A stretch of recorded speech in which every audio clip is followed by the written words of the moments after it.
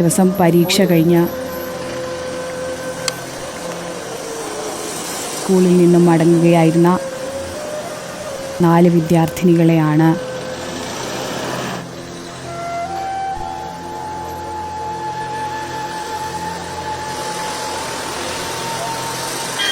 ഇപ്പോൾ ആയിഷയുടെ വീട്ടിലേക്ക് മൃതദേഹവും വഹിച്ചുകൊണ്ടുള്ള ആംബുലൻസ് എത്തിച്ചേർന്നിരിക്കുകയാണ്. അർജുൻ, കൂടുതൽ വിവരങ്ങൾ.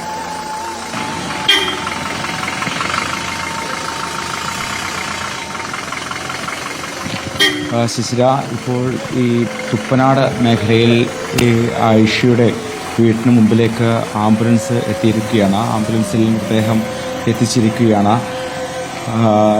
നാട്ടുകാർ നേരത്തെ തന്നെ ഇങ്ങോട്ടേക്കൊക്കെ എത്തിയിരുന്നു. ഈ മേഖലയിലേക്ക് തുപ്പനാട് ഈ മേഖലയിലേക്ക് ആംബുലൻസുകൾ 4 ആംബുലൻസുകളും ഒന്നിനു പിറകെ ഒന്നായി പോലീസ് വാഹനങ്ങളുടെ അകമ്പടിയോടുകൂടിയാണ് വന്നത്.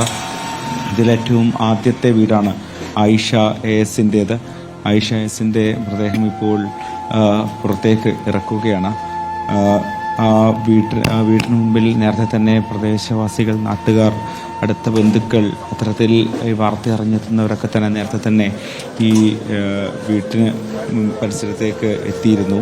അവർക്ക് മുമ്പിലേക്ക് അവർ നേരത്തെ പ്രാർത്ഥനാ ചടങ്ങുകളടക്കം നടത്തിയിരുന്നു. അവർക്ക് മുമ്പിലേക്കാണിപ്പോൾ ഈ മൃതദേഹവും വഹിച്ചുള്ള ആംബുലൻസ് എത്തിയിരിക്കുന്നത്.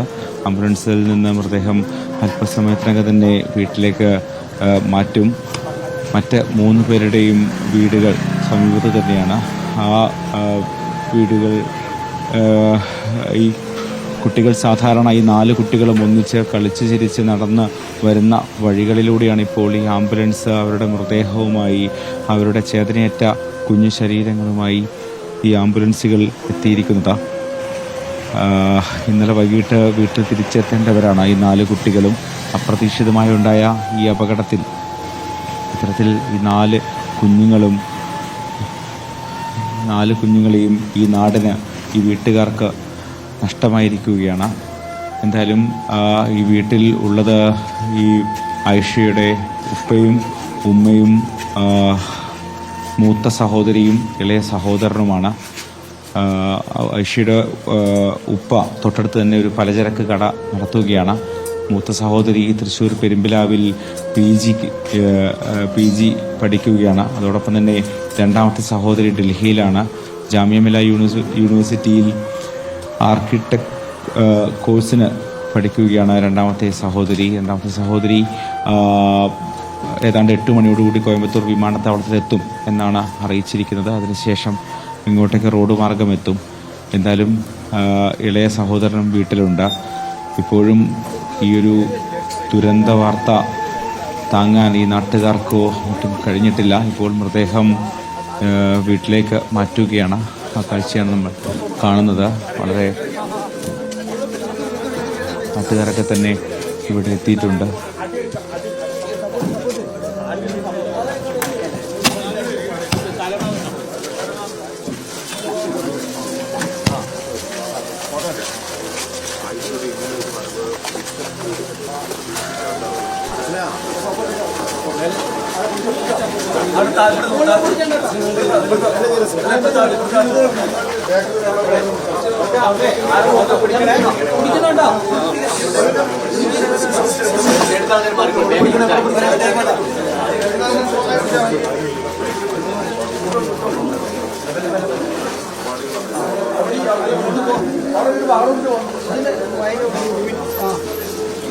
അപകടത്തിൽ മരിച്ച ആയിഷയുടെ മൃതദേഹമാണ് ഇപ്പോൾ വീട്ടിലേക്ക് എത്തിച്ചിരിക്കുന്നത്.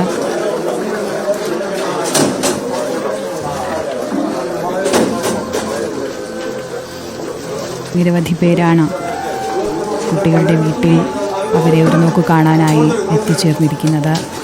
നേരം പുലർന്നു വരുന്നതേ ഉള്ളൂ.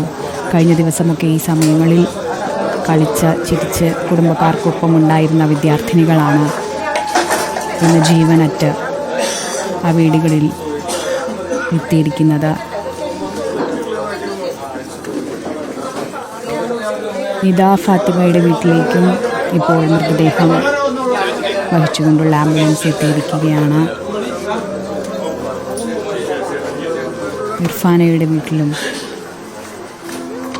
റിസ്വാന, ആയിഷ, റിദ, നിദ 4 മൃതദേഹങ്ങളും അവരവരുടെ വീടുകളിലേക്ക് കൊണ്ടുവന്നിരിക്കുകയാണ്. അതിൻ്റെ ദൃശ്യങ്ങളാണ് പ്രേക്ഷകരിപ്പോൾ കാണുന്നത്.